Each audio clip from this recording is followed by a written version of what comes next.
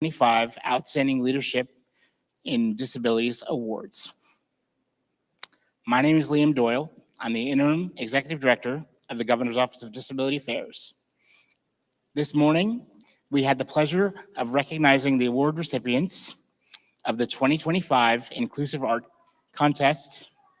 This Inclusive Art Contest was created to bring greater awareness of the importance of inclusion in today's society.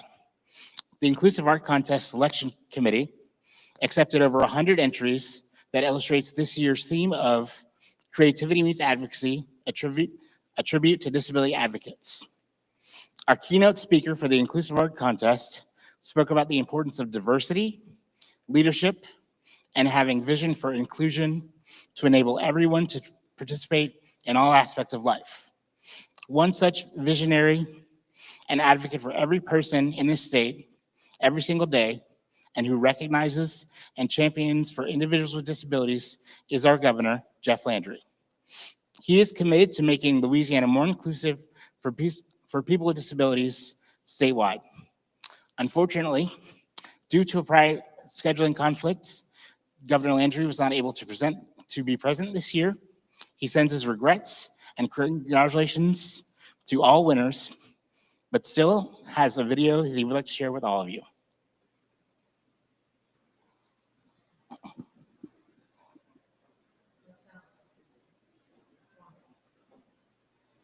Hold on.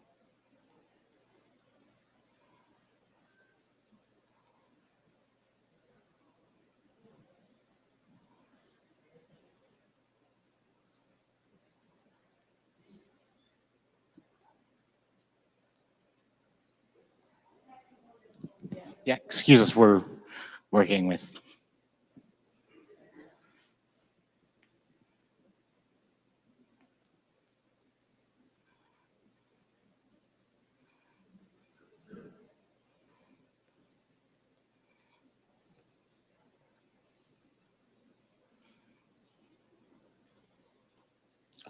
We're gonna keep going and we're gonna come back because I have a lot of people to recognize. We will replay the video once we get the other recognitions out of the way. Much of the progress GOTA has made for the disabilities community has been with the help of GOTA, the Governor's Advisory Council for Disability Affairs. This group of people, individually, collectively, and in conjunction with their organizations, are tasked with advising the governor in all aspects on individuals with disabilities in Louisiana. Committees like GOTA are essential for providing education, communication, and networking services concerning disability issues and needs for the community. We would like to thank and introduce the 7 members of the council who were recently appointed by Governor Landry, and I do ask that if you are here as a GOTA member, please stand and or wave. State Senator Franklin Foyle, State Representative Rhonda Butler, representing the ADA Coordinator's Office, Ricky David, representatives for persons with disabilities, Rocky Fuselier, Barry Melly, Julia Tanner, and Ashley Allen. And I should mention that Julia Tanner is our GOTA chairperson and Ashley Allen is our vice chairperson.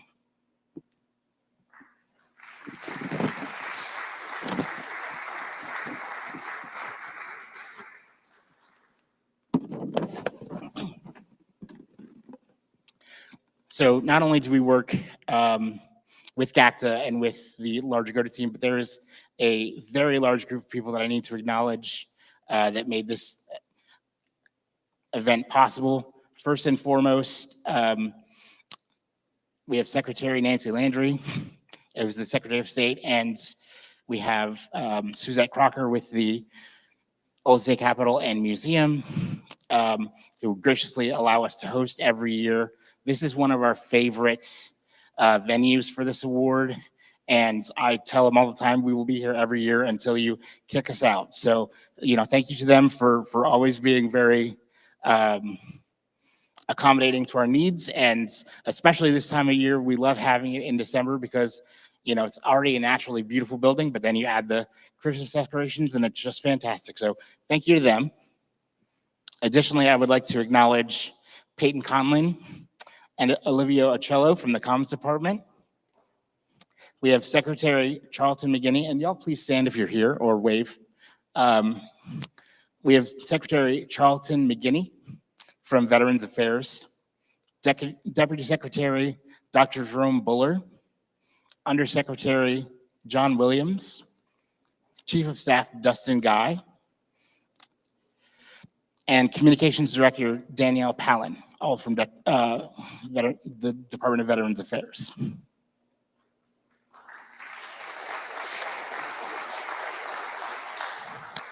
And I just want to acknowledge two of our volunteers from this morning, Teresa Dunbar and Rachel Dorman from Life.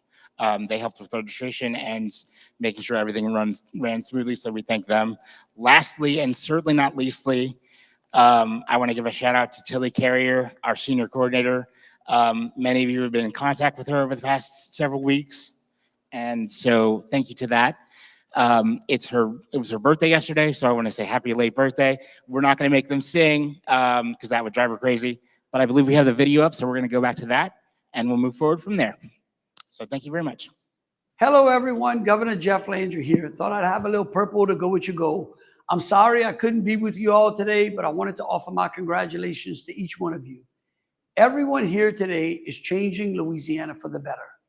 Your advocacy and dedication to pushing our state towards being more inclusive for people with disabilities does not go unnoticed. I'd like to thank our Disability Affairs staff, Liam Doyle and Tilly Carrier, for the great work that you all are doing in our state. I know that under their leadership, people with disabilities in Louisiana are in great hands. Congratulations to each of you today for your award winners. And thank you for all you've done to make our state great. I hope that you have an excellent ceremony and a very Merry Christmas and a Happy New Year. God bless. Thank you, Governor Landry. And before we move on to introduce our keynote speaker for the event, if any previous Gold Award recipients are present, please either stand or raise your hand to get recognized.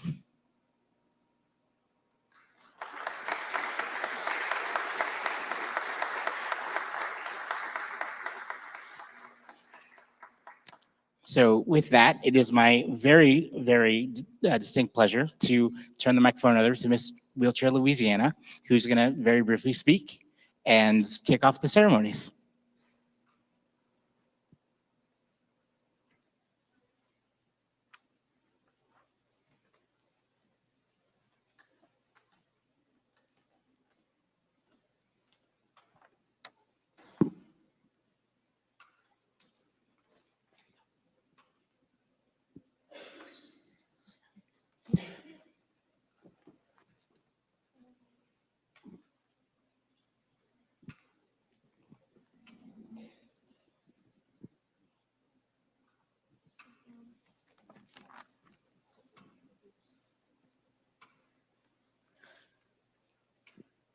Good afternoon, everyone, and thank you for being here.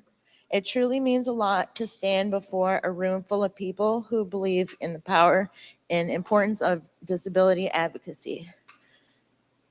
My name is Holly Sloat. I'm a paraplegic with T2 to T6 incomplete spinal cord injury. Almost 6 years ago, a car accident changed my life when I broke both my neck and my spine. Overnight, everything I used to do, working multiple jobs, staying active, and even walking, it was suddenly gone. I had to relearn the basics of living, adapt to new limitations, and face challenges I never expected. Insurance battles, health complications, COVID shutting the world down, and trying to recover without much of a support system. But the hardest part wasn't the injury. It was stepping back into the world again. I wanted to work, contribute and be a part of my community. So I decided to rebuild my life from the ground up. I went back to college, hoping an institution as large as LSU would be fully accessible. And while going back to school gave me purpose, it also revealed the realities that so many people with disabilities face every single day. Transportation was one of the biggest barriers. It was an extremely long, expensive process of red tape, doctor referrals, paperwork, and training, all just for the basic ability to get myself from point A to point B. Accessibility in school became another challenge. Even a major university like LSU still has inaccessible classrooms and entire buildings. Instead of accepting that, I made it my mission to work with school officials and push for change. Through all of this, I've learned that the disability community doesn't need your opportunity and system designed with us in mind. Is why today matters. The Governor's Gold Award celebrates the people who fight for those things, the advocates, allies, organizers, and leaders who refuse to let barriers remain the norm. My journey is just one example of why your work is so important. When accessibility improves, your lives improve. When transportation is possible, independence becomes real. When campuses, workplaces, and communities open their doors, we don't just participate, we thrive. As someone who now serves as Miss Wheelchair Louisiana, my mission is to continue raising awareness about transportation and school accessibility. But today isn't just about me. It's about all of us working together to make Louisiana a place where people with disabilities don't have to constantly fight for what we should already be guaranteed. Thank you to everyone here who continues to advocate, support, and push for progress. Your impact reaches farther than you know. Thank you.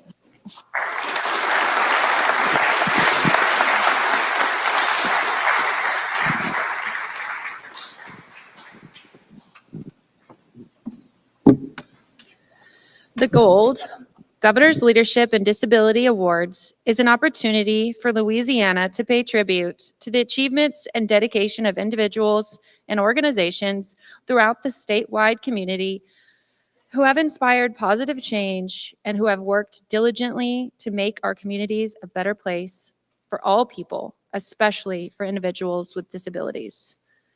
We honor your devotion, talents, and strengths.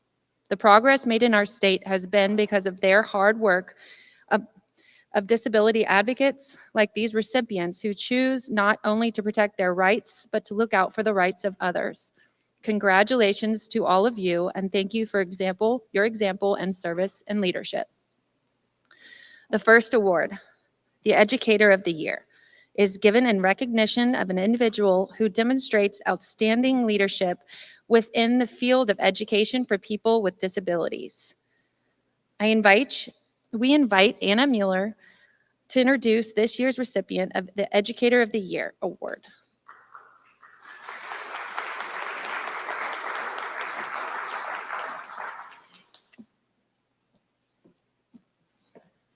Good afternoon, y'all. It is my honor to introduce Miss Jaitika Spencer, a reading intervention teacher at George Washington Carver High School and one of the most impactful educators in the city of New Orleans. Ms. Spencer is a champion for our most struggling readers in a community where many ninth graders enter high school reading 3 to 4 years below grade level. Ms. Spencer's expertise and relentless commitment have played a central role in Carver's A in academic growth and our #1 ranking in reading intervention in the state. She connects deeply with scholars using engaging, age-appropriate, multisensory instruction to help our lowest level readers grow 2 or more years in reading. Her work has transformed not just test scores, but access itself, opening the doors for more of our seniors to apply and receive acceptance to selective colleges across the country.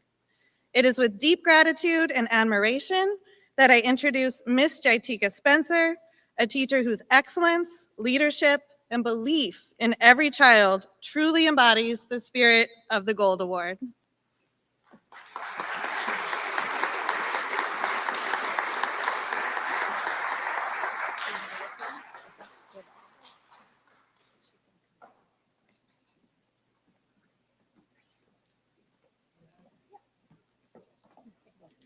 Thank you.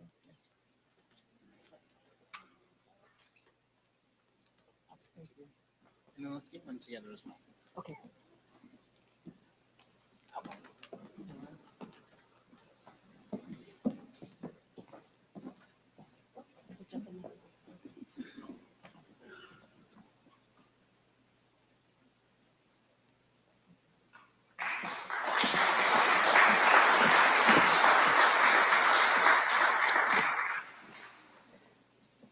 I am so very greatly honored for receiving the Gold Educator of the Year award. Thank you to everyone at the Governor's Office of Disability for presenting me with this award. It is a privilege to be acknowledged for my contributions being made to my community. I would not be here if it was not for my faith and trust in God. Thanks to all my family and friends. I would like to thank my mother and father, Lucy and Charles Spencer, who instilled in me the values of hard work and perseverance. They have been together for over 50 years, and I watch them rise early every morning to provide the very best for our family, and their example has guided me throughout life. Teaching at Carver High School in New Orleans has been one of my greatest accomplishments. Being a part of the Ninth Ward community that has continued to be so resilient through so many obstacles has greatly shaped my beliefs that it really takes a village to raise a scholar. I cannot take credit for this award alone. This was a collaborative effort from every teammate at Carver. The trust we have built, our shared vision, and commitment to living our core values are evident in all of our results. To our CEO, Mr. Jarrell Bryan, I would like to say thank you. He saw something in me that I was not ready to receive. He opened a door for me to join Carver family. Also to my principal, Mr. Victor Jones. I am truly blessed to have you as a leader who model excellence every day. You have poured into my growth and has given me the courage to do more, to become one of the leaders at Carver. One thing I take tremendous pride in is my scholars. I want them to be successful. Reading is my passion, and being a part of Carver Reading Intervention Team has given me the opportunity to meet the needs in a meaningful way. So thank you to my instructional coaches, Mrs. Camille Zombrecker and Mrs. Anna Mueller, for building a reading intervention program that has been a model in which other schools emulate and the best in the state.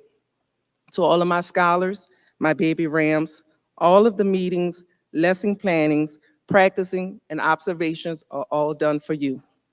There were many days when I went home disappointed, when my baby Rams did not show growth or pass the LEAP test.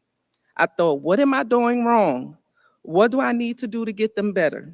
They trust me and I let them down. Is education a right field for me? But then I met Chesney.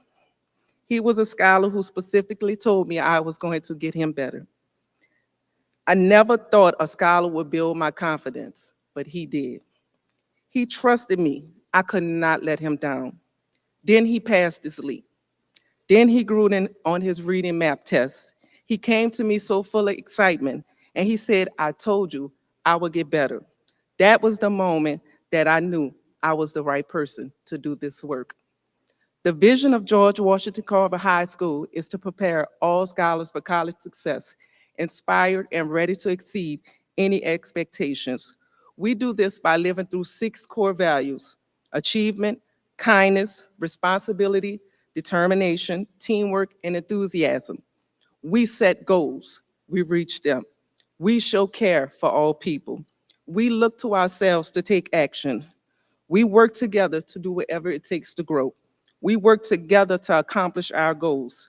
We choose to be positive. This positivity keeps us strong.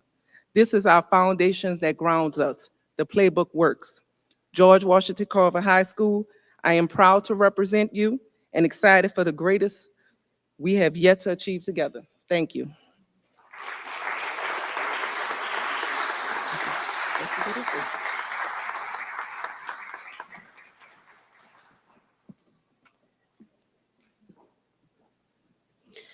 Our second award is Volunteer of the Year, is given in recognition of extraordinary service by a volunteer or organization that has substantially enhanced the opportunities in Louisiana for people with disabilities to use their skills and develop their potential as members of society.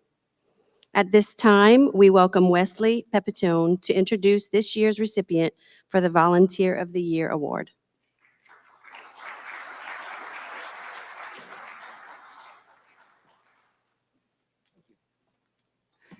Hello. We at the Northwest Louisiana Veterans Home are a skilled nursing facility for elderly veterans as well as their spouses. We nominated our local Elks Lodge number 122 in Shreveport because they do an exceptional job supporting such a distinguished population, elderly veterans. Now, holidays are an important part in the lives of our residents. Holidays bring up memories of the past, both happy and sad. The Elks Lodge habitually makes holidays in our facility feel special. During Christmas, they make sure every resident has a gift to open. On Halloween, they bring treats to everybody. Not to mention the costume that somebody always ends up showing up in, from Santa Claus to the Easter Bunny, even Frankenstein. They make holidays such a special part of our lives. They bring a smile to everybody's faces.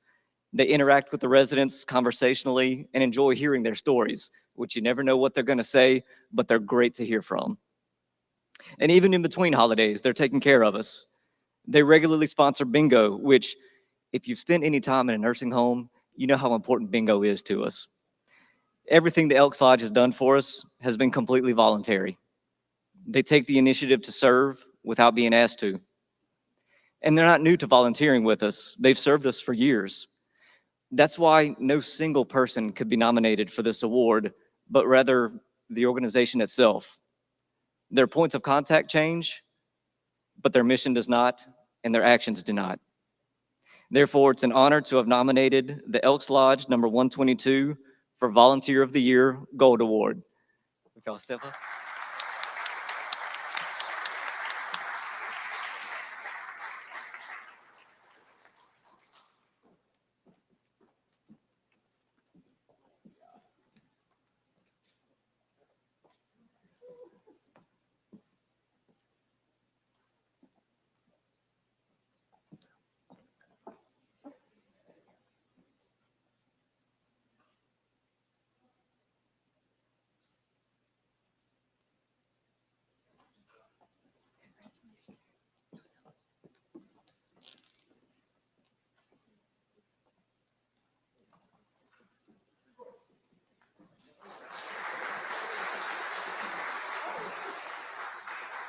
We just want to say we are honored and privileged to do what we do for the Veterans Home. They love it when we come up there. We have a group called the Back Porch Derelicts, which are just some of our members that sit in the back porch and just play the guitar, and the veterans love them. And as Wes said, we just love interacting with them.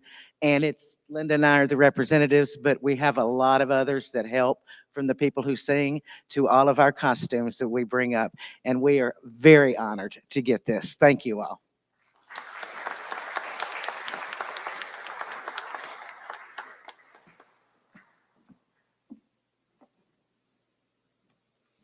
Our next award, Elected Official of the Year, is given in recognition of extraordinary service by an elected official that has substantially supported or enhanced the opportunities for people with disabilities. We welcome Ashley McReynolds to introduce this year's Elected Official Award.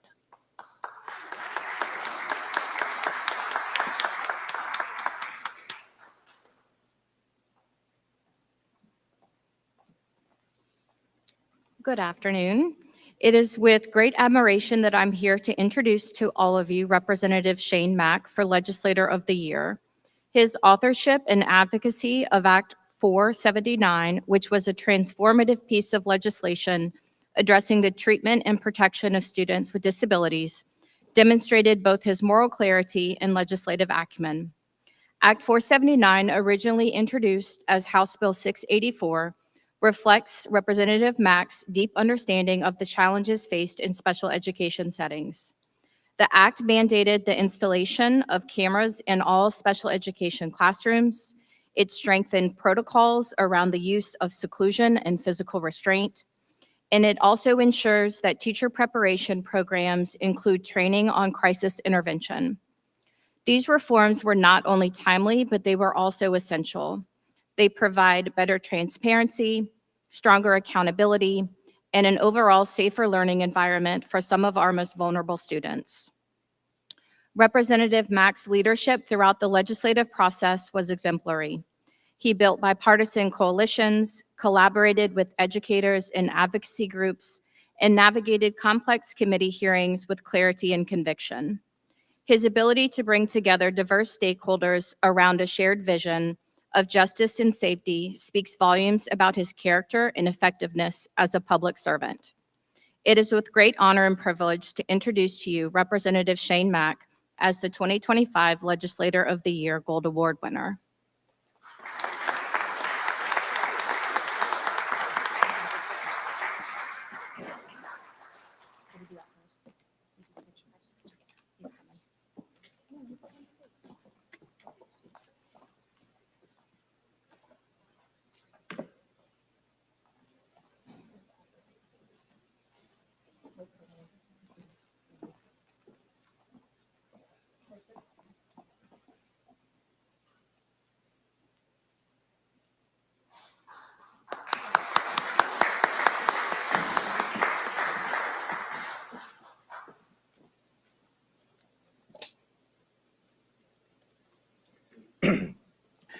Good evening. It gives me great joy to receive this gold award from the Governor's Office of Disability Affairs. I'll cherish this moment forever. I want to thank the Governor of the state of Louisiana, Jeff Landry, for his support in signing the bill. I want to thank Cade Brumley, Secretary of the Louisiana Department of Education, for his support. I want to thank the Governor's Office of Disability Affairs for giving me this award. I want to thank Bessie for their support. I want to thank all the legislators who supported the bill. It seemed to me legislators supported the bill because all wanted to improve the quality of life for those with disabilities attending schools in our great state. I want to thank everyone who testified in committee, all the organizations, and everyone who gave their all to help us get this legislation right. I want to thank all of you for all you do to express the needs of those with disabilities so lawmakers such as myself can do our part to improving the quality of lives for those with disabilities. It is important to me, and it should be important to everyone. I want to specifically thank some awesome, incredible, wonderful people who really went the extra mile to get HB 684, Act 479 wrote to the best of our ability and address all's concern in an effort to truly provide the best care and education for those with disabilities. Ashley Townsend with the Department of Education, Ashley McReynolds and Kelly Monroe with the ARC of Louisiana, Lisa Lovello with the House of Representatives Education Committee staff, Sarah Vandegrift with the Louisiana Association of Public Charter Schools, Brenton and Ebony with the DDD Council, and Tori with the Disability Rights. I wish everyone could have seen it from my eyes and watched this group collaborate and cooperate and work together for the good for those with disabilities. I was getting interviewed one day about the bill after committee. And I was asked if anybody in my family had a disability. I said, no. They said, well, why do you care so much about helping those with disabilities? After giving it much thought, my response is, I have a loving heart. It's just in me to do so. And I was taught to do so. I went to school many years ago at Holden. And all the teachers and the staff were awesome and taught to love others and how important it was to love and respect those with disabilities and help them as much as possible. I had a loving mom who loved those with disabilities. She worked and took care of those with disabilities as a nurse at the Hammond State School in Tangipahoa Parish, back when it was open. She taught Sunday school. She would talk to me about how hard the work was, but it was all worth it, and enjoyed helping those with disabilities. My mom and dad loved me and brought me to a Baptist church where I learned about God and Jesus and their love for us and how we are supposed to love our neighbors and take care of the vulnerable and less fortunate. In closing, I want to say thanks again to all who helped to make the world a better place for those with disabilities. I want to say don't stop. Keep working hard. There's much more work to do. Now I'd like to read you a scripture from the Bible. It's a parable. It's from Matthew chapter 25. It's titled The Final Judgment. This is Jesus' words, Jesus speaking. But when the Son of Man comes in his glory and all the angels with him, then he will sit upon his glorious throne. All the nations will be gathered in his presence, and he will separate the people as a shepherd separates the sheep from the goats. He will place the sheep at his right hand and the goats at his left. And then the king will say to those on the right, come you who are blessed by my Father, inherit the kingdom prepared for you from the creation of the world. For I was hungry, and you fed me. I was thirsty, and you gave me drink. I was a stranger, and you invited me into your home. I was naked, and you gave me clothing. I was sick, and you cared for me. I was in prison, and you visited me. And then the righteous ones will reply, Lord, when did we ever see you hungry and feed you, or thirsty and give you something to drink, or a stranger and show you hospitality, or naked and give you clothing? When did we ever see you sick or in prison and visit you? And the king will say, I tell you the truth. When you did it to one of the least of these, my brothers and sisters, you were doing it to me.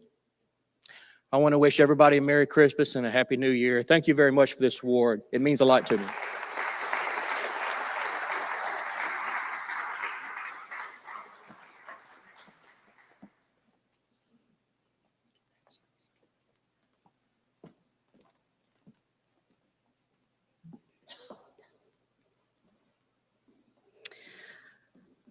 Our next award is the Employer of the Year. Recognizes the outstanding achievement in providing integrated, competitive employment and career opportunities for the people with disabilities. We invite Tiffany Anthony to introduce this year's Employer of the Year recipient.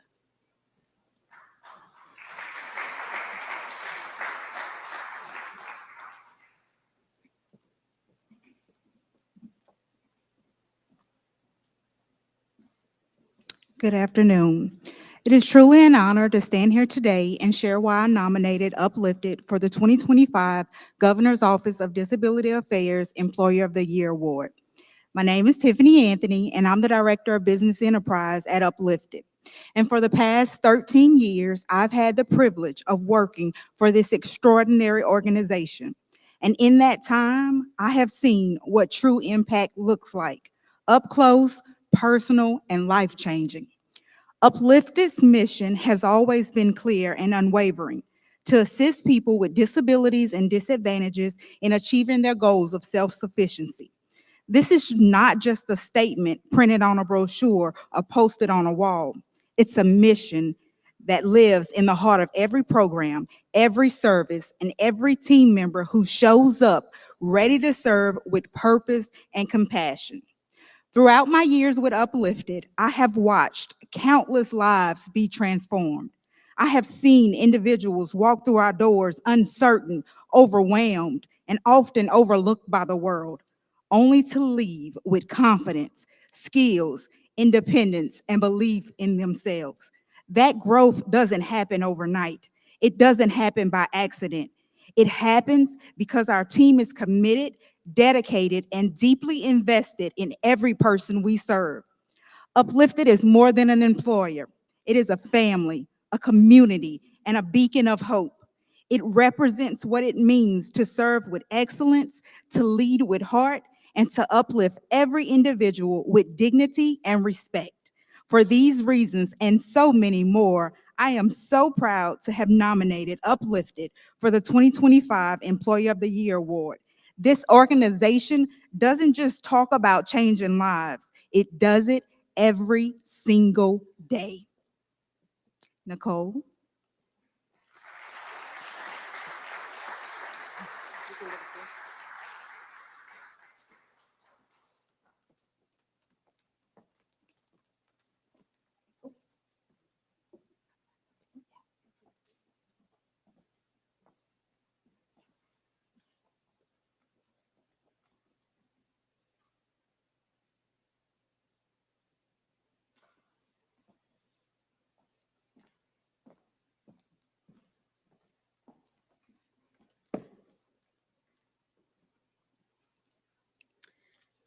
Good afternoon. On behalf of Uplifted, I'm deeply honored to accept the 2025 Employer of the Year Award from the Governor's Office of Disability Affairs. This recognition means so much to our organization, to our team, and most importantly, to the individuals we are privileged to serve. I want to extend my heartfelt thanks to Tiffany Anthony for nominating us. At Uplifted, we see every day how employment changes lives. But it doesn't stop there. It changes families, it strengthens neighborhoods, it lifts entire communities. When people have meaningful work, cycles of poverty begin to break, dependence on government subsidies decreases, and individuals who might otherwise feel discouraged or disconnected gain purpose, dignity, and hope. We work hard every day to provide pathways to independence. With continued support and real partnership from state and local leaders, we can extend those pathways even further. Thank you again for this incredible honor. We remain committed to our mission, to the people we serve, and to building a stronger, more inclusive Louisiana for everyone.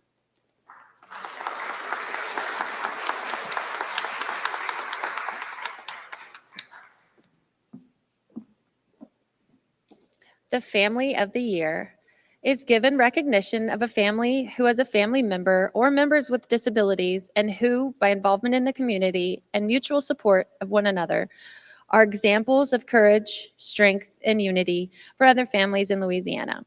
At this time, we recognize Millard Muley to introduce this year's Family of the Year.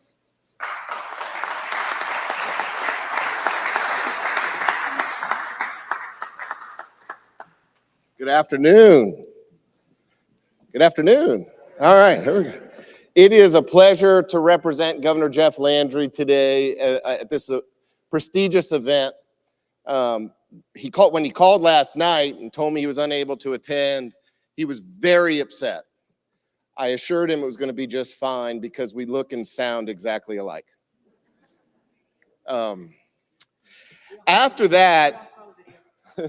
After that, he did remain a bit worried about me wearing his shoes today, but he was genuinely excited to hear how similar this year's Family of the Year Award is to his. A father who is the rock, whose strength comes not from flair or flash, but from humility. A mama bear mother who would do anything for her Lord, her man, and her kids. And 4 active and energetic boys who are the life of every party. But I'll tell you, there's one major difference between the Landrys and the Connisons. You see, the Landrys, they're powerful enough to take over Louisiana. But the Connisons, y'all, the Connisons have a reach so powerful, so uplifting, so full of grace and grit that they could take over the world. And when you hear their story, you'll understand why. Brett and Jen have built a family rooted in faith, perseverance, and unity. In their home, individuality is celebrated. Every victory, every accomplishment, big or small, is celebrated. Their 4 boys live that spirit every day, but 2 of them, Parker and Jack, they shine in a particularly extraordinary way. These identical twins are remarkable young men, students, athletes, friends, community members, and they refuse to be limited or defined by their autism. Instead, they have used it as a source of strength. Their connection to one another is magnetic. Their enthusiasm is contagious, and the joy they bring to the Miracle League field could light up the entire city of Baton Rouge. Week after week, they remind everyone that the beauty of the game isn't found in the score, it's found in the smiles. It's found in the high fives. It's found in the laughter. And it's found in the pure excitement they bring to every play. Through determination and teamwork, they teach us what joy in its purest form really is. But their impact doesn't stop on the field.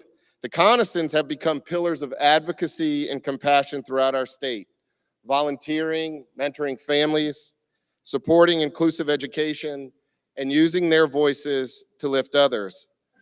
Whether they're organizing, serving, praying, or showing up for those in need, this family models what it means to make Louisiana a more compassionate place for everyone. Together, they remind us that inclusion and kindness aren't just ideals, they are daily actions. They show us that when a family stands together with love and purpose, there is no limit to what they can achieve. So it is my true honor to present the 2025 Family of the Year Award to the most remarkable crew on either side of the Mississippi River. An army of leaders who exemplify the very heart and spirit of Louisiana, strength through unity, compassion through service, and a determined drive to stand up for all of our neighbors. Ladies and gentlemen, please join me in celebrating the Conison family, a family whose light radiates far beyond their home, their community, and truly far beyond what any of us can measure. Congratulations to the Conison family, our 2025 Family of the Year.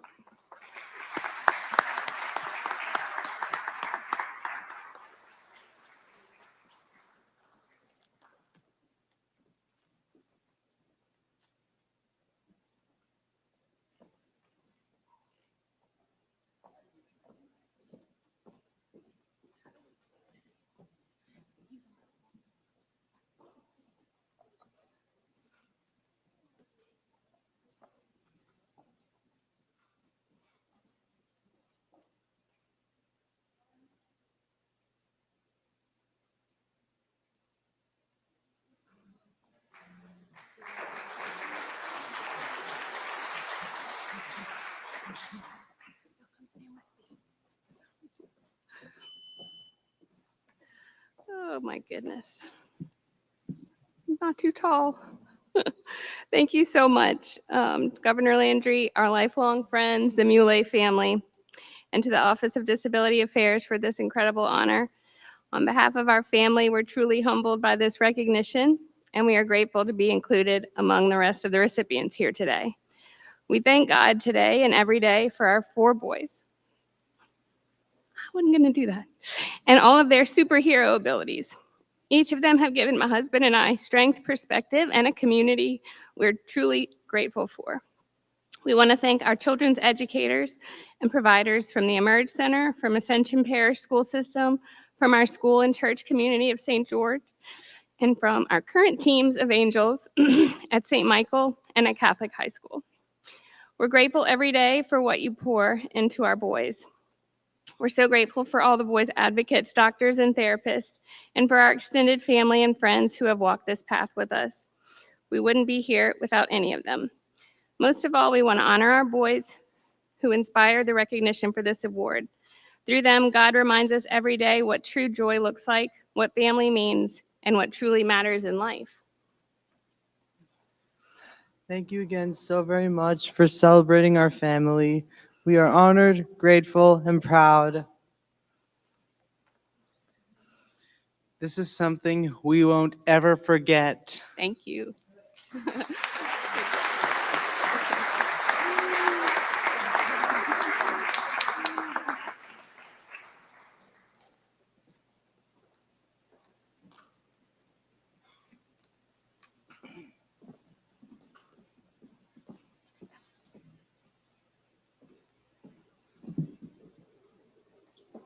Next is the April Dunn Youth of the Year Award. It is in memory of April Dunn. She was the senior coordinator in the GODA office and chairperson of the Developmental Disabilities Council. April was a very vocal and respected advocate and leader. She advocated on many issues, including education, employment, health care, home and community-based services, housing, transportation, and recreation. She was known for her ability to share her experience as a person with a disability in a way that was very impactful and led to many laws and policies benefiting people with disabilities in Louisiana. We would like to welcome Vicki Melius on behalf of Lieutenant Billy Nungesser to present the April Dunn Youth of the Year Award.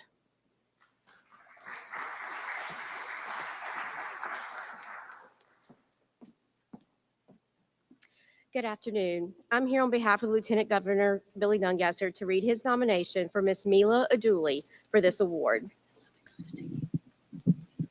It is with great honor to nominate Mila Aduli for the April Dunn Youth of the Year Award. As an 8th grade student at Christ Episcopal School in Covington, Louisiana, Mila has shown exceptional leadership, compassion, and a deep commitment to inclusion values that reflect the life and legacy of April Dunn. Mila has led annual fundraising efforts at her school to support the construction of inclusive playgrounds where children of all abilities can play side by side. She also partnered with me, Lieutenant Governor Billy Nungesser, on an accessibility initiative at Fontainebleau State Park, a project honoring her late sister, Mina Aduli. This work stands as a powerful example of how youth can drive meaningful change in their communities. Through her nonprofit, the Kindness Center, Mila organizes seasonal events at Fontainebleau State Park for children with disabilities and their families, creating spaces of joy and connection. She also helped design a teen room at We Rock the Spectrum Mandeville, ensuring a safe, welcoming environment for teens with disabilities to engage and grow. Mila is also the author of Lulu's First Mardi Gras, an adaptive children's book that promotes disability inclusion and pride. All net proceeds from this book support inclusive initiatives for children with disabilities across Louisiana, further demonstrating her commitment to lasting impact. Mila is not only a leader among her peers, but a model across our state. Her work reflects the spirit of advocacy, creativity, and community that April Dunn was so passionately represented. For these reasons, I am proud to support her nomination for this well-deserved recognition. And it is my pleasure and honor to introduce Ms. Mila Aduli as the April Dunn Youth of the Year Award winner.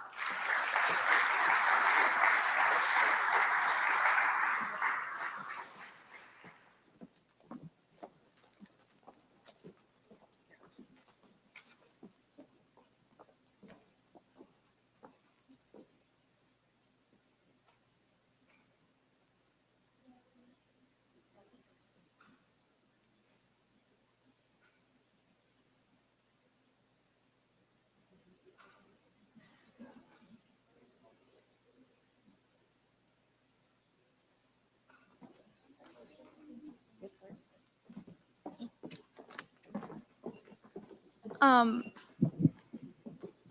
you go. I wanted to say thank you to everyone that nominated me for this award and to Governor Jeff Landry. Thank you so much to everyone, and I'm honored to receive your 2025 Youth of the Year Award.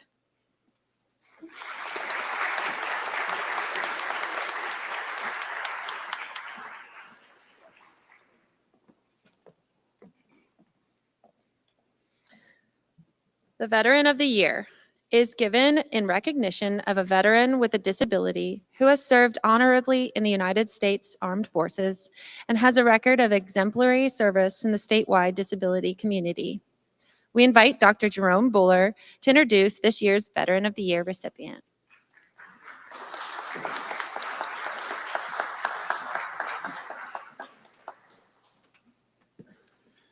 Elected officials, Secretary McGinley, honored guest, and fellow Louisianans. It is absolutely my privilege to introduce the 2025 Gold Veteran of the Year Award recipient, Mr. Erwin Morant. 53 years ago, Erwin served our nation in Vietnam. Shot down twice He sustained traumatic injuries, very significant injuries, including the loss of a hand, broken back, multiple injuries on his second crash. For his sacrifice, he was awarded 2 Purple Hearts, 2 Bronze Stars, and a chest full of medals. He left the Army broken in body, but absolutely unbreakable in spirit. And he has absolutely not stopped serving since that time. For over a couple of decades, he has served his faith community through the Knights of Columbus, St. Peter Council in Covington, where as a former Grand Knight, he has literally fed the hungry, helped clothe the naked, and has organized multiple events which impacted not only the faith community, but the surrounding region as well. Erwin is always one of those big task, little task he is in, and he's in 100%. And he has an unusual ability to inspire others to go a bit further, and I'm always grateful for that. Additionally, he has almost for 8 years served as a key member of the 22nd Judicial District Veterans Court. In that role, he has spent countless days, usually multiple times a week, in the court, in coffee shops, in living rooms around St. Tammany and Washington parishes, helping veterans who are struggling with addiction, with trauma, and the justice system. He walks alongside of them so that no one is forgotten. He listens empathetically. He guides without judging. And Erwin's work has absolutely saved lives. It's restored families, and it's converted recidivism into hope. So he's taken his pain and converted it to passion. And without question, Louisiana and our veterans are much stronger for his work. So ladies and gentlemen, I first ask the secretary to come up with me. And it is my honor to present the 2025 Gold Veteran of the Year Award to Mr. Erwin Morant.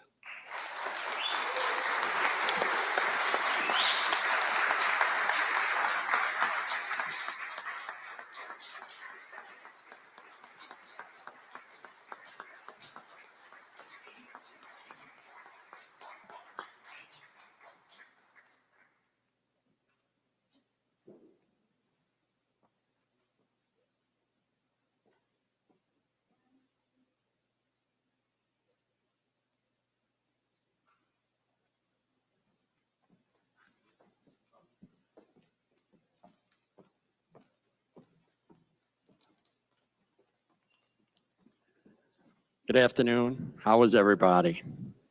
Good? I'm thinking about getting in touch with those people with the Veterans Home and see if I'll have a room, but you have to allow me to smoke my cigars. That's all I'm asking. Okay, thank you.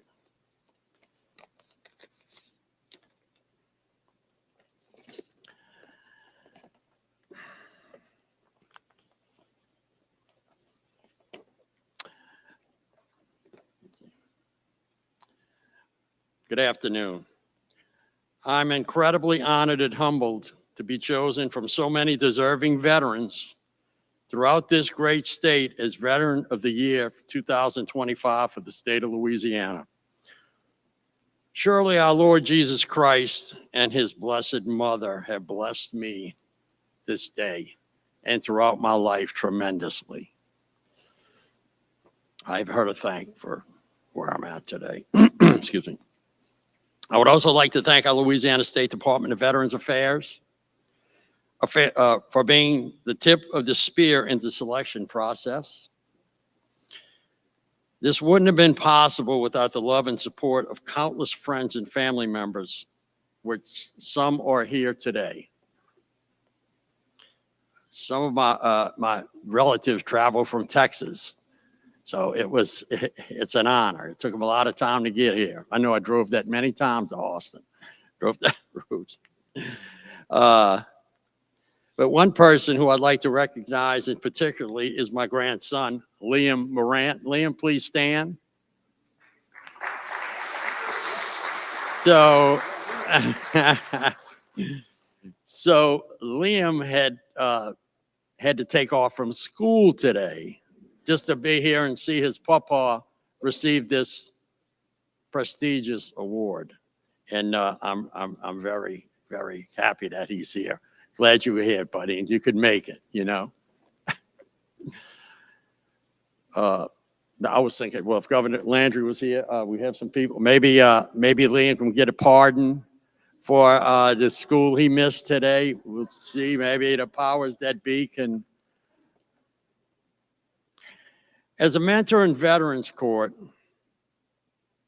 the program of Secondary Judicial District in St. Tammany Parish, I recognize the importance of assisting veterans who have lost their way. And many of these veterans come home and they're broken, you know, mentally broken, and some physically.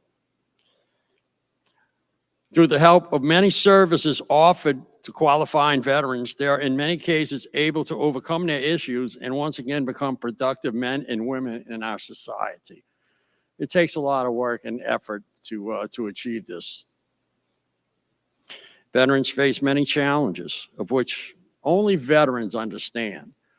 But you know, as I look out here today, I see people with different disabilities, and that's the same thing too with disability, with people with disabilities. Only people with disabilities recognize and can understand other people with disabilities. Does that make sense? You know, we have a bond. We have a special bond together.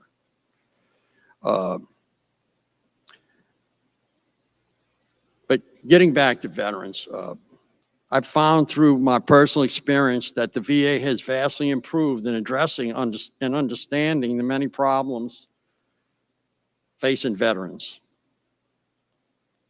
Some of these problems include suicide. So there's a statistic like 22 veterans a day commit suicide in this country. And that's appalling. Homelessness, drug abuse, alcoholism, lack of medical treatments. So there's a lot to be worked on, but there's a lot being done, thank goodness. I'm optimistic about our future pertaining to our vets. You know, we have the greatest military ever this world has ever seen. And there's no reason why we can't treat our veterans the same because they come back and they talk. And we need that recognition. And I just want to mention here briefly, this is a little something that I picked up online. George Orwell, he was a famous author, once said concerning the military, "We sleep safe in our beds because rough men stand ready in the night to visit violence on those who would do us harm." And that's a very, very pronounced statement. Again, I'd like to, on behalf of my family and friends, I'd like to thank the powers that be that gave me this opportunity to get up here and then receive this award. I thank you very much, and from the bottom of my heart, I appreciate it. And God bless you. Merry Christmas, and God bless America. Thank you.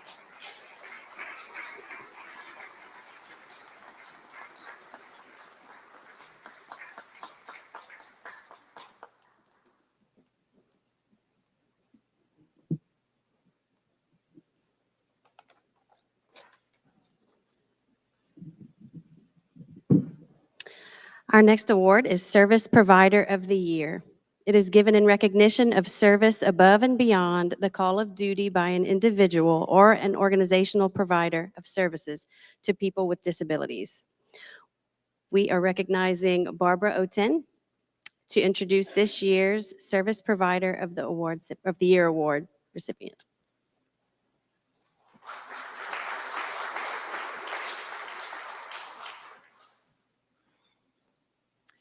Thank you. I am standing in for the nominator, Debbie Little, who nominated our organization for the work it does for the Alzheimer's and the memory impaired dementia affected individuals across the area that we serve every day. Alzheimer's Services is a nonprofit that provides education and support to families who are coping with Alzheimer's and other memory impaired dementia affected individuals from car accidents, trauma, Lewy bodies, other Parkinson's disease that create that world of dementia for our families. Alzheimer's affects 1 in 9 people over the age of 65. There are over 92,000 of them across the state of Louisiana. And Alzheimer's Services is the only organization in the state that has the level of services and programs that we have, with over 20 programs to educate and support those families, including educational financial literacy, lunch and learn programs. Tomorrow we have a TLC for families. And we have a Hallmark program, Charlie's Place, which is a respite center for those with Alzheimer's who can come and have a purposeful day while their caregivers get 6 hours of respite. It's a wonderful Hallmark program that we provide. We have 3 respite centers here in Baton Rouge, Gonzales, and in Baker that provide that purposeful day. And today, I have the staff of Charlie's Place here to recognize them, as well as the program staff back at the office who are providing services today. But I am very fortunate to lead this organization. I was hired 20 years ago for a little part-time job. I just wanted to get my feet wet here in Louisiana, here in Baton Rouge, but then I met the people. And 20 years later, I am here serving those people because I have a tremendous staff that I hire for love, who love these people and give them a purposeful day every day. So I am honored to introduce my Charlie's Place staff to come up and accept this award.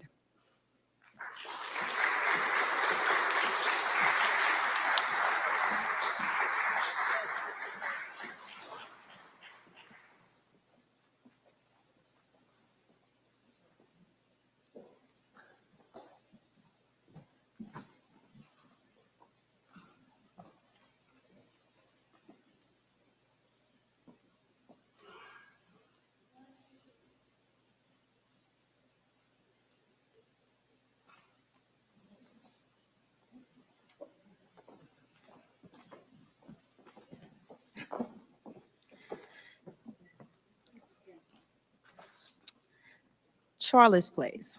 Charlie's Place is a center that everybody needs to be able to attend, not just individuals with Alzheimer's. In our mission for Alzheimer's, it's to teach and to care and to connect with those in the community. And that's just what we do. We have 3 different locations. We have one in Gonzales, we have one in Baton Rouge, and the newest one is in Baker. And all 3 of those locations are very different. We have different cultures, different backgrounds, but the coordinators that we have at those locations fit that location. And I have to say this, a lady told me a long time ago to actually be a part of something so, so dear. You have to be sprinkled with something special. And everybody at that location that they attend and coordinate, we have Sanji, she's the coordinator in Ascension Parish. We have Dedrick, he's Ascension, he is the coordinator in Baton Rouge. And we also have Cassina, she's the coordinator in Baker. And I'm treasurer, I'm the respite director, and I oversee all 3 of those locations. The coordinators that we have, they have to come up with activities every day. With those activities, they have to make that activity be person-centered for each one of those individuals that we service. When you are dealing with an individual that have any kind of memory impairment, your day would not go as planned. However, the coordinators that we have, when they have an offset to those individuals that is not going accordingly, they make it happen. They have to come up with things off of the fly. If you want to go right, they don't want to go right, so we go left. If they don't want to go left, we go forward. Wherever it is that it's wanting to do with those individuals, we do that. Miss Marsha Kirk is our music lady, and that's what they know her as. She plays music at those centers, and those centers, as well as the coordinators, brighten up the day for everybody. You have caregivers that come to the locations that they're assigned to, and they come and they are in tears. The client do not want to get, the client themselves are ready to get out the car with them. The caregiver is spross all over the place, but the client is ready to get to Charlotte's Place because these centers, they can be themselves. At home, you have a wife or you have a husband. We service one of those individuals, and that individual that come to that center, they are the individuals that feel as though at home they are really getting the short end of the stick, I may say, because they are used to being the one at home that has the power, and they have been none anymore. But when they come to Charlotte's Place, they tell us what to do. We're at their beck and call, and it's not our center, it's their center. And had it not been for them, we would not have a center. So I just want to thank you all. I want to thank the community, and I want to thank the staff of Charlotte's Place and our leader, Ms. Barbara, for making Charlotte's Place and Alzheimer's Services a really, really good place and a stable place for the families, because if it were not for them, we would not be able to get the services that we give. Thank you.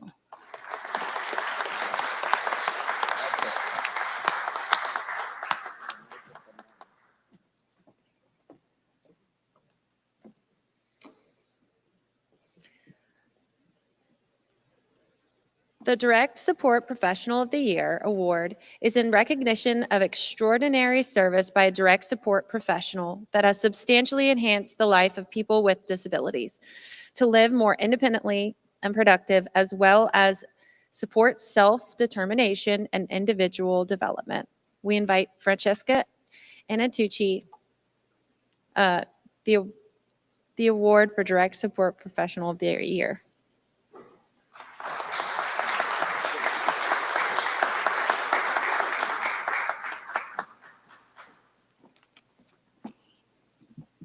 Good afternoon.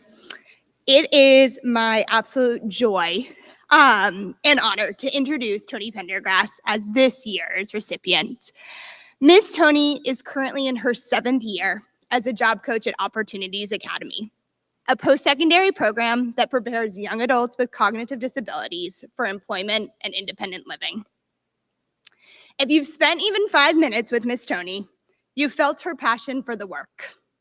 Whether it's during the school day or at Camp Looking Glass in the summer and on weekends, Miss Tony makes the choice to dedicate her time and talent to influence spaces and opportunities for individuals with disabilities, because she truly believes that they deserve to have access to the same opportunities as their peers.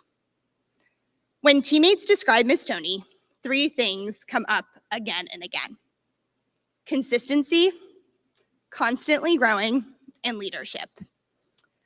Miss Tony knows how important consistency is for our scholars, and she leverages her discipline from her military background to make sure she is not only using strategies that yield growth, but consistently taking actions. One example, when she leveraged her consistency strength, is to support a newer scholar with more intensive behavioral needs, which sometimes included eloping from the building. It was Miss Tony who stepped up.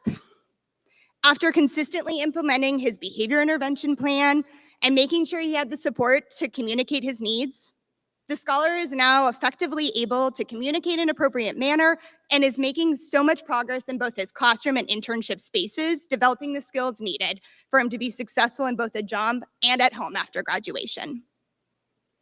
Miss Tony never stops growing herself. Even after 7 years in her role, she makes the choice to constantly develop herself.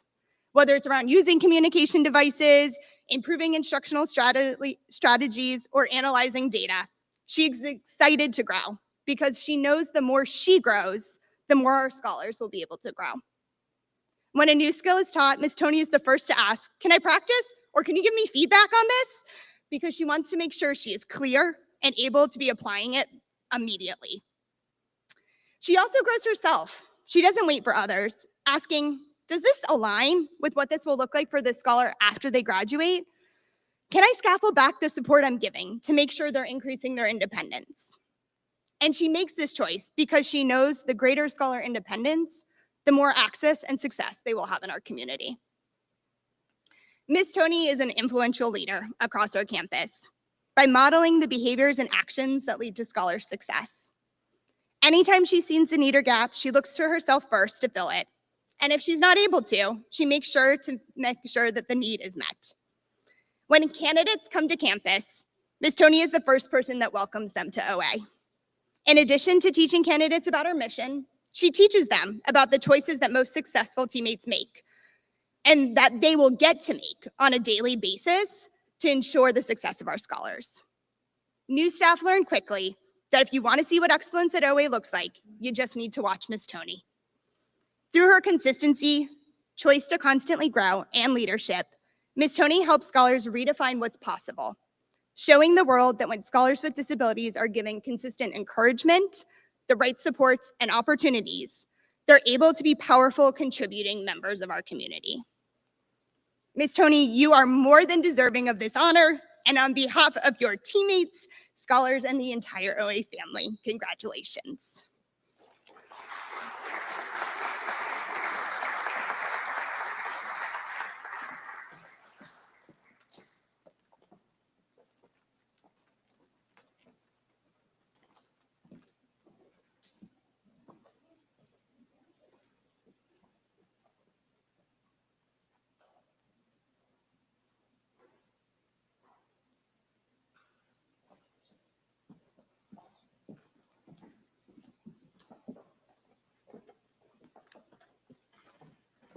Good afternoon, everyone. I would like to first thank God for imparting me with the love of Christ. This love is what gives me the opportunity to do what I get to do with my students, and I get to do it with joy. So it truly means so much to stand here today and be recognized among individuals who continue to pour into our scholars, our schools, and our community. I am deeply grateful for this acknowledgement, but even more grateful for the work we get to do side by side. Support is never the effort of just one person. It is a network, a family, and a shared commitment to seeing our young people grow, thrive, and step boldly into their futures. I am honored to be seen, but I am even more honored to serve. As I look around this room, I am inspired by the dedication, the compassion, and the belief we all carry in the power of education and community. It is our collective effort that creates impact, touches lives, and builds a foundation stronger than any individual could stand on alone. Thank you for this recognition. Thank you for trusting me with this work. And thank you to everyone who continues to show up, uplift others, and move us forward together. May we continue to serve with heart, lead with love, and shape a future we can be proud of. Thank you.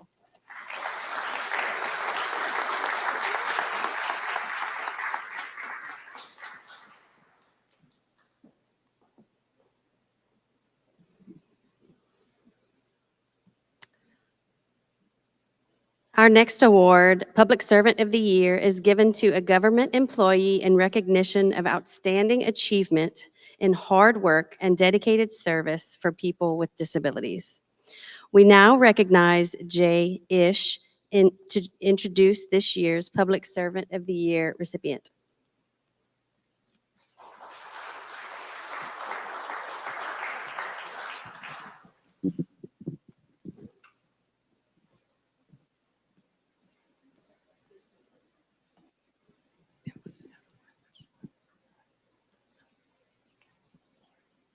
Good afternoon, everyone. It is truly an honor and a privilege to stand before you all today to share information about a very special person to me and to the community. I'm honored to recognize somebody whose leadership and vision and heart has filled a few part of the needs for the deaf, blind, and hard of hearing people in Louisiana, and that person is Ms. Jana Broussard, the acting director of the Louisiana Commission for the Deaf. I had the pleasure of serving with Ms. Jana for most of my tenure, 8-year tenure as a commissioner on the Commission for the Deaf serving the community. And this award, the Public Servant of the Year, is meant to celebrate this outstanding services in the past year. But in Jana's case, it is impossible to limit her impact to just 1 year. The truth is her influence spans the last 5 years, 5 years of transformation, of modernization, and of renewal. And she has guided LCD to become stronger, smarter, and more purposeful than ever before.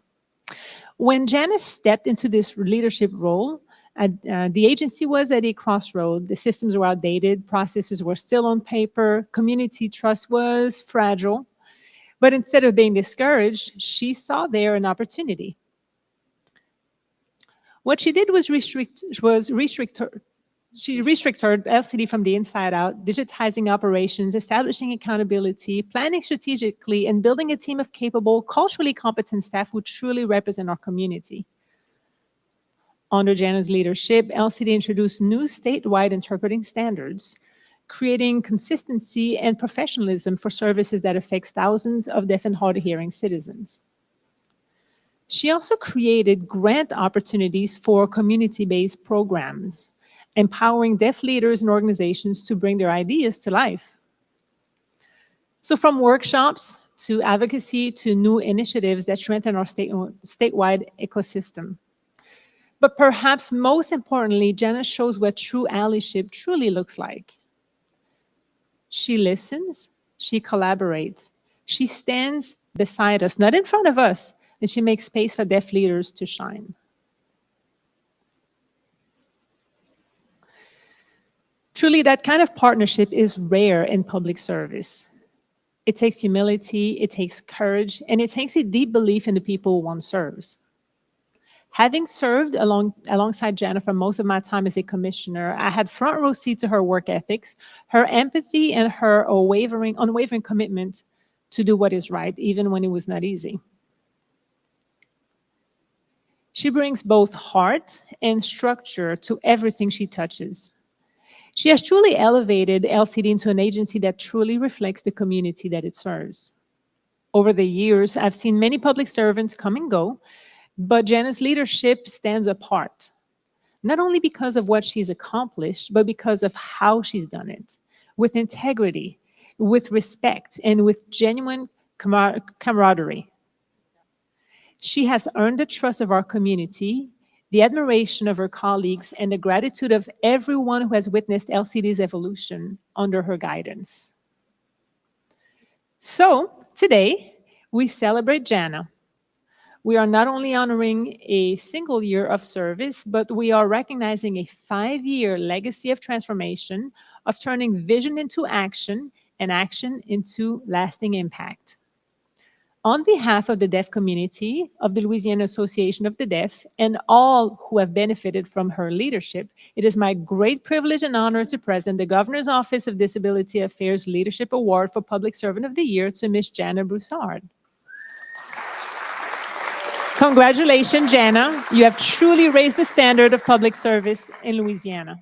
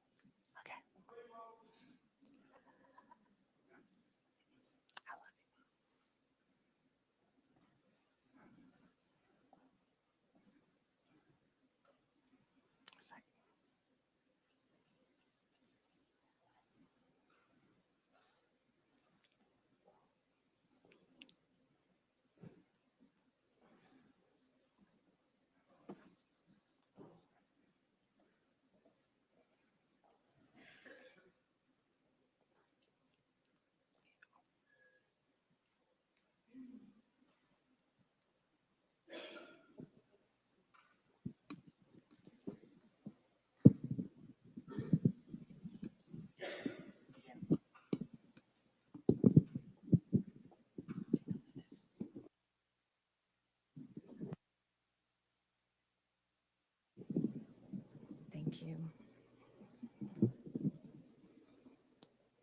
Good afternoon. On behalf of the Louisiana Commission for the Deaf, I would like to say thank you to the Governor's Office of Disability Affairs for the opportunity for me to be here today. I planned on doing this speech in sign language and I've changed my mind. Thank you, Mr. Ish, for that wonderful recognition. Throughout my life, I have been taught the importance of the role of ally. As someone who is not deaf, but working in a leadership role on behalf of the deaf community, I have worked to remain centered in everything that I do. When I first began working at the commission in 2019, I knew almost nothing about state government work, but I was aware of many of the barriers deaf, deafblind, and hard of hearing Louisianians face every day.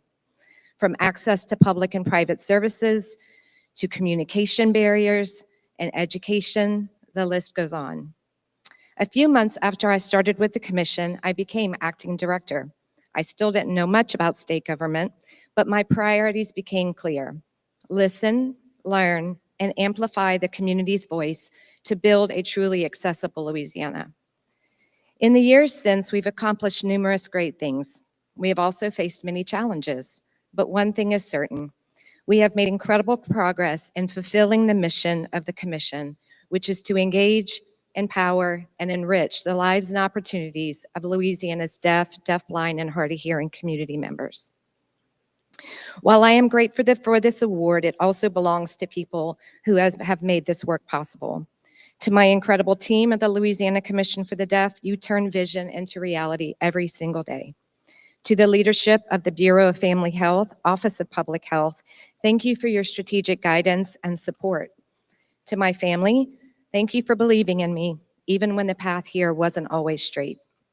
To Mr. Ish and the Louisiana Association of the Deaf, thank you so much for this nomination. I am truly honored and humbled to accept the recognition.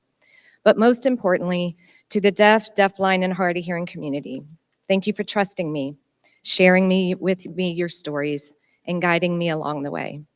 It has been my utmost honor to walk beside you, and without you, I would not be standing here today. Thank you all so much.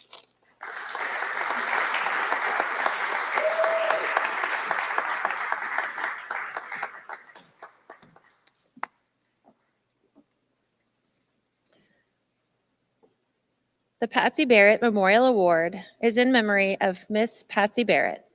Patsy was a human rights activist. She initiated the Gold Awards in 1982 to recognize people who work for equality, justice, and dignity for people with disabilities. Mrs. Barrett was also involved in policy development at the national level and worked with leaders who helped formulate the Americans with Disabilities Act into federal law. At this time, we recognize Mary Beaudoin to introduce this year's award recipient of the Patsy Barrett Memorial Award.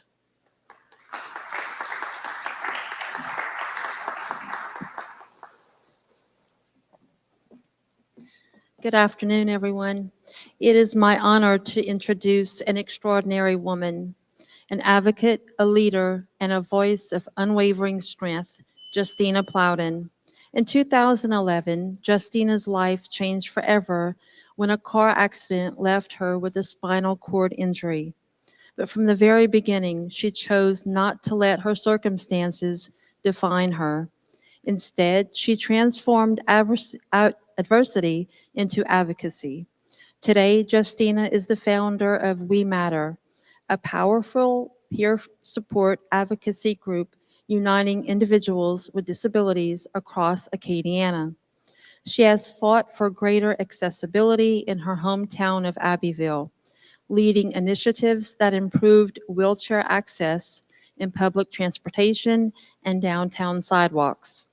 She continues to advocate at the state level for disability rights, especially reforms to Medicaid, and is currently pursuing a law degree to take that fight even further. She recently was crowned Miss Wheelchair Louisiana 2024, a title she not only uses for recognition, but as a platform to elevate others. Through her work, Justina reminds us that representation matters, that inclusion is not optional, and that every voice, especially from the disability community, deserves to be heard. Her story is one of resilience, purpose, and service. And today, we honor her not only for what she has overcome, but for how she lifts up everyone around her. Please join me in celebrating the Patsy Barrett Memorial Award recipient winner, Justina Plowden.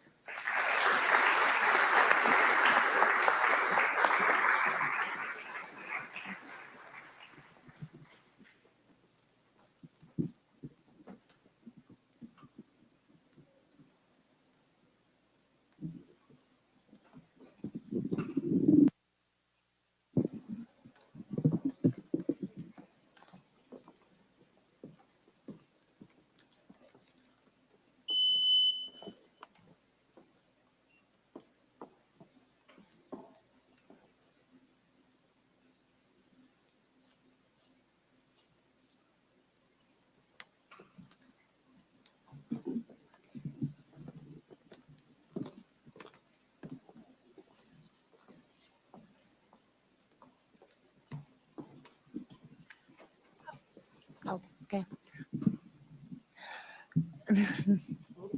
Okay. There. Good evening, everyone. I stand before you today with a heart full of gratitude and humility and a purpose. To the Governor's Office of Disability Affairs and to the Selection Committee and to every soul in this room who believes in the power of advocacy, I say thank you. Thank you for seeing me. Thank you for honoring not just my work, but the work of every person who dares to believe that disability is not a limitation, but a calling. Receiving a 2025 Patsy Barrett Memorial Award is more than a personal milestone. It's a reminder that our voices, when lifted with courage and compassion, can move mountains. To every advocate, every caregiver, and every loved one who has stood in a gap, and every person with a disability who has ever been told you can't, remember to be responded, watch me. My life changed traumatically the day I became disabled, but I thought that was the end of my story, and really it was the beginning of a divine assignment. I found my voice in the midst of my pain, and that voice became my tool, not only just to survive, but to build, to educate, and to empower, and to ignite change. Through my organization, We Matter Disability, through every event, every campaign, and every conversation I've had, I've witnessed the power of our community. I've seen what happens when we come together and we share resources, we uplift caregivers, and we educate families, and to remind our neighbors that accessibility is not a favor, it's a right. I've learned that advocacy is not just about policy, it's about the people. It's about the mother who doesn't know where to turn after her child's diagnosis. It's about the young man who wants to work but can't access transportation. It's about the grandmother who's been caring for her adult child in silence without support. And these stories are the most that matter to me. These are the lives that deserve more than exploration. They deserve action.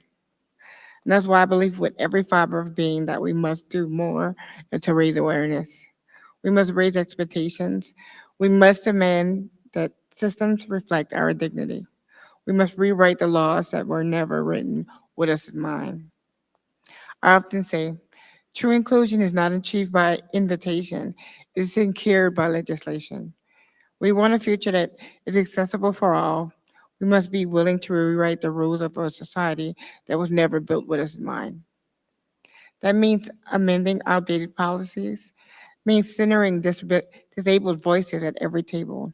That means investing in accessible housing, transportation, education, and employment, not as afterthoughts, but as foundations. Today, I accept this award not just for myself, but for every person who has ever felt unseen, for every advocate who's still fighting, for every young leader who is just discovering their voice. I see you, I believe in you, and I promise to keep up showing for you, with you, and because of you. To my family and friends and every loved one, I couldn't stand on my own. This is your award too. Your love has been my entire anchor. To my community in Abbeville and across Acadiana, throughout Louisiana, you are the heartbeat of this work. You are reminding me every day that we are stronger together. And to future leaders watching today, know this, your story really matters. Your voice matters. And as we speak, then the world shifts. So speak so boldly, organize fiercely, love deeply, and never forget that you belong. So in closing, I want to leave you with this. We are not asking for a seat at the table. We are building a new table.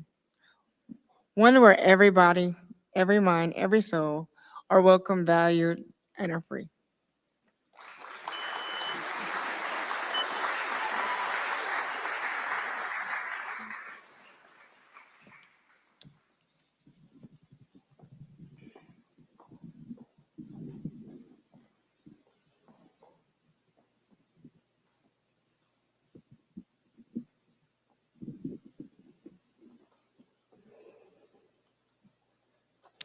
The next award is the Ken Vince Memorial Award.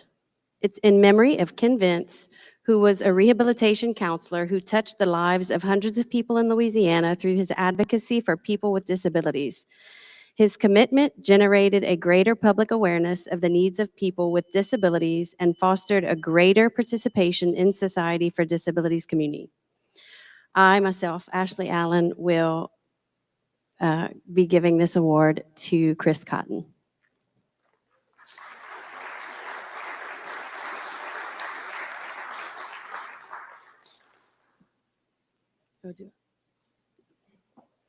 My name is Ashley Allen, and I nominated Chris Cotton for the Ken Vince Memorial Award for 2025. I am proud to be presenting it to him today. Chris Cotton is the current coach for the Cajun Wheelers youth wheelchair basketball team for Louisiana. The Cajun Wheelers is the only NWBA, or National Wheelchair Basketball Association, registered youth team in the state of Louisiana. It is for children beginning at ages 8 and going on until their senior year in high school that have a permanent lower limb disability. A handful of years ago, while working for UPS, Chris was bit by a spider. That insect bite would change his life forever, placing him in a wheelchair. This has not stopped him from changing the lives of others in a positive way. Since 2023, Chris has been our coach. Being new to a wheelchair has given him a beautiful perspective for teaching kids on this team. He has selflessly given his time and energy to these kids. He travels to all practices, Lafayette and New Orleans. He travels out of state tournaments to be at every game. He has set up Zoom practices so that once a month, the kids can see each other and have time to go over plays, do motivational work with them. He has come up with workouts at home for the kids to stay moving, since we can only meet once or twice a month. His passion is to keep them moving and positive, and each one has become better because of it. Chris has become someone that these kids look up to and gives them a sense of belonging, being with someone else with a lower limb disability. He is constantly working harder for any child or their family that may need extra help in any way, and is so giving of his resources. Chris never complains about anything and he has had to deal with for the obstacles that he may come about. Some of the players were able to write something, so I'm going to go ahead and share that real fast. Coach has done many things for me, but the thing I appreciate most from Coach Cotton is how much he believes in me. He believes in me more than I believe in myself at times. I can miss 10 shots in a row and he'll cheer me on to try to motivate me even when I'm down. He's always there for me and everyone else on the team. Caden. One thing he did for me was gave me courage to try to work harder and not give up. Bentley. He has inspired me to be the best version of myself on and off the court. He always says good job and has good feedback, but most importantly, he is a great role model, not only to me, but to the rest of the community. Eli Judice. Coach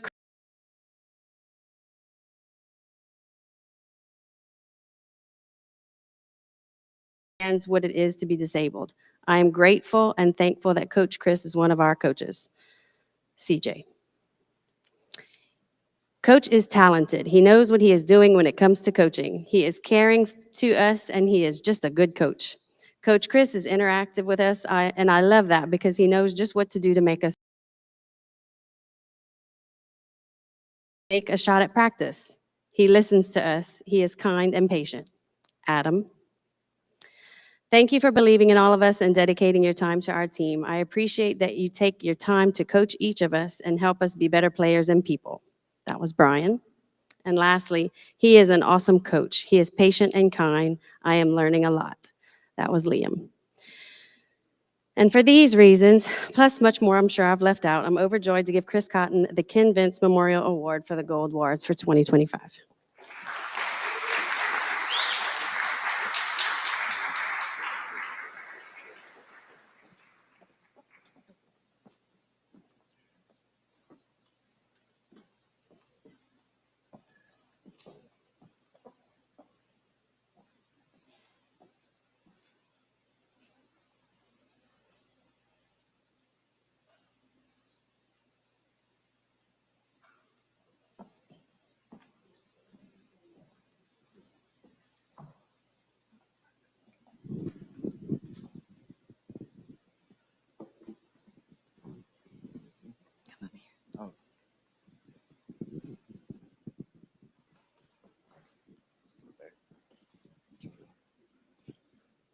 Thank you.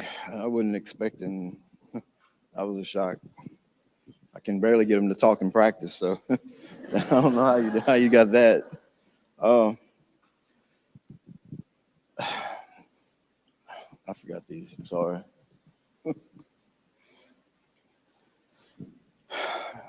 Good afternoon. My name is Chris Cotton. Better? Okay. I'm deeply honored and extremely grateful to receive this award here today. It is without a doubt one of the greatest achievements of my life. But no one receives an award like this alone. I'd first like to thank Miss Ashley for her nomination, to the award committee for selecting me, the Cajun Whalers, my family, mom, Shanna, friends, countless others, and everyone has helped me get here along the way. And finally, to the single most important person in my life, my wife, Ashley.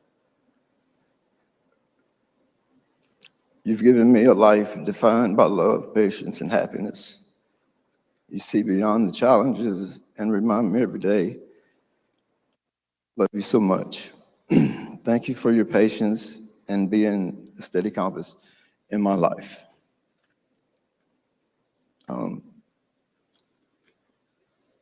What most of you may not know is a month before I found Shanna, or ran into Shanna, who introduced me to the Cajun Whalers, I lost my father. And I had been volunteering for a nursing home, sitting with patients who didn't have family members, anyone to sit with them, and that was tough, but it was important. And after losing my father, who was on hospice,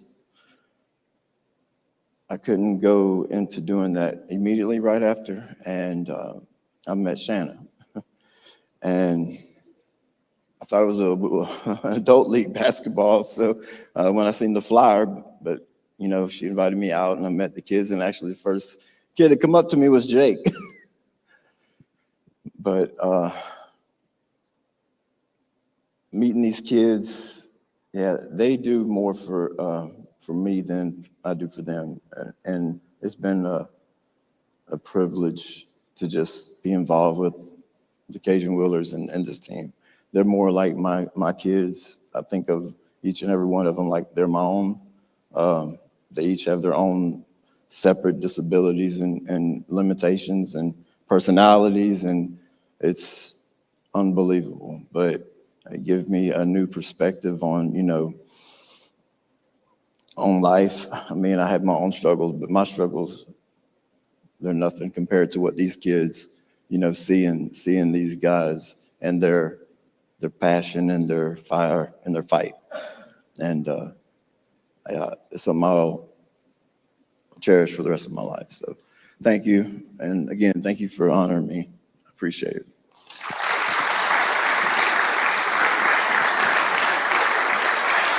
Thank you.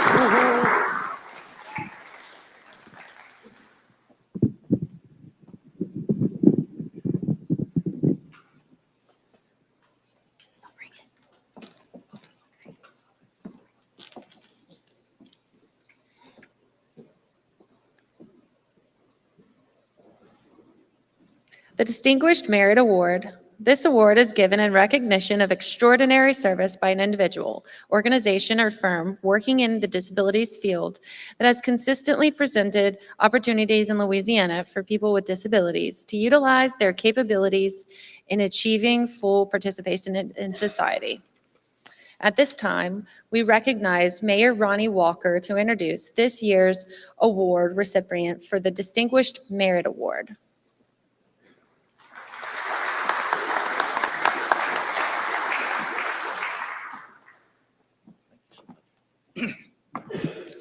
Thank you so much, and congratulations to all those who've been honored today. It's been an incredible ceremony.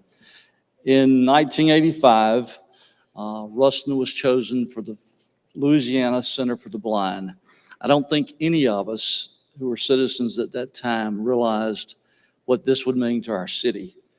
40 years later, we look at it and we realize that we have seen thousands of young people, but older people of all ages, students, as I say, from 2 years old to 92 years old, come to our city where they learn new skills, they learn how to run a business, they make furniture, they walk around our city and learn how to navigate through a city. They are just a pleasure to be around, and we appreciate so very much each one that comes to our city.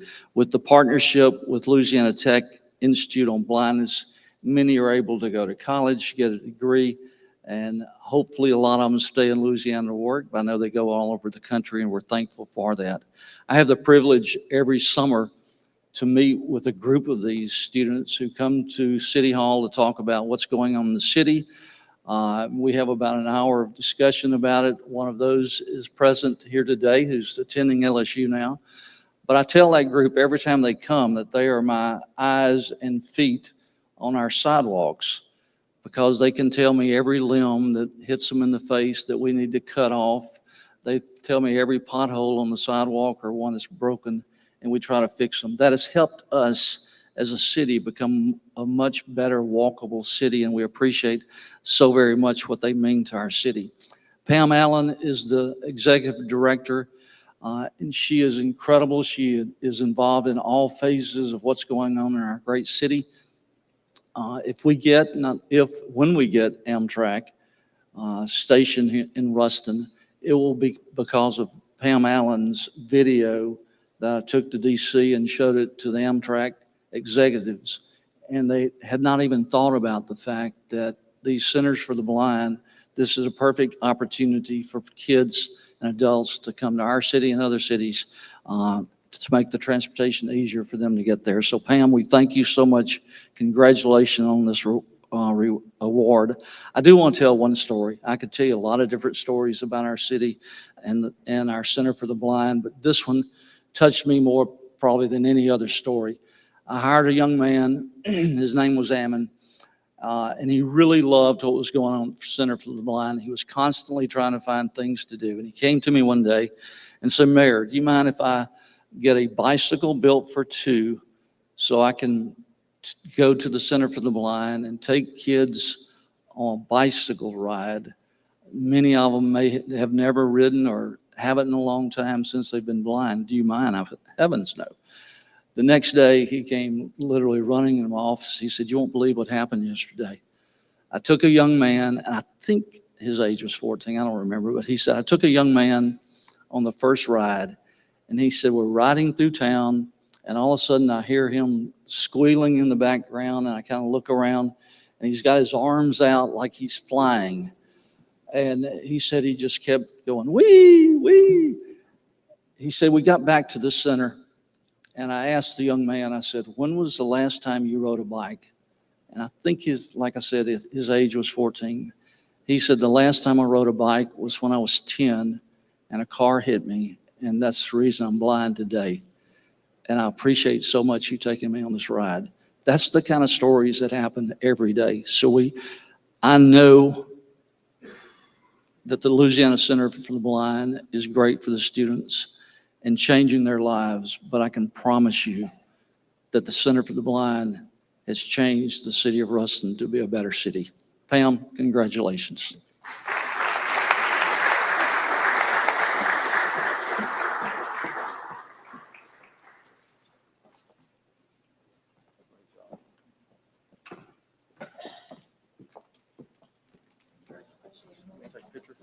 Yes, we could take a picture.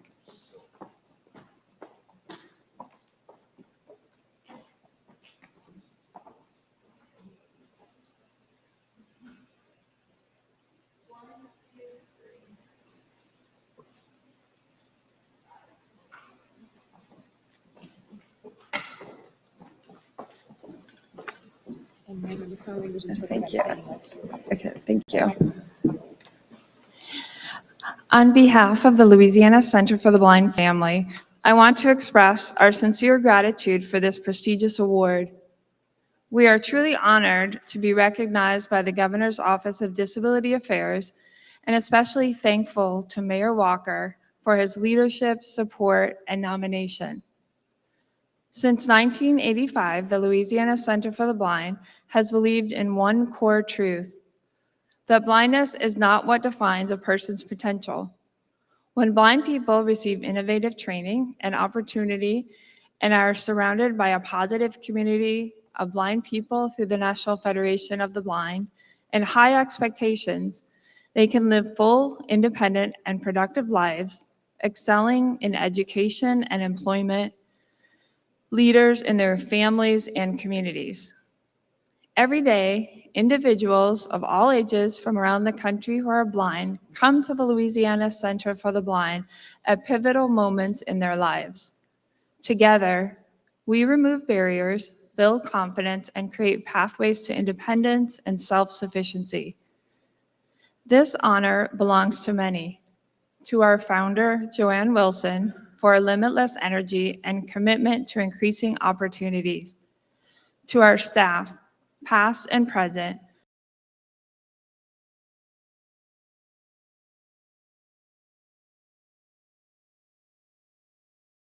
City of Ruston and Louisiana Tech community, to our national organization or nationwide network of the National Federation of the Blind, and to our current students and alumni, living proof every day of what is possible.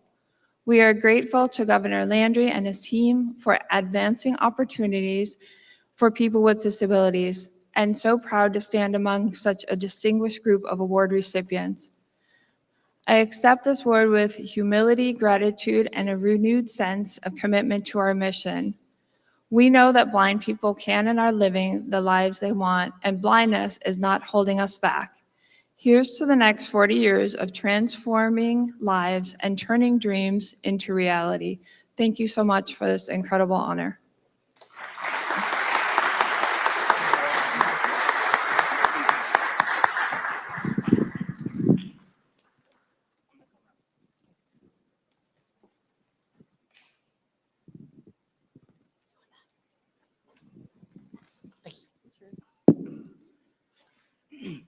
Well, I can say definitively this is our office's favorite afternoon of the year. So on behalf of myself, Tilly, and the entire state of Louisiana, thank you for all that you do. Very briefly before we break, I just want to acknowledge a few other people: Jasmine, Jana, Sylvie, and Jennifer, for providing the interpreting services for this afternoon's event. Thank you very much.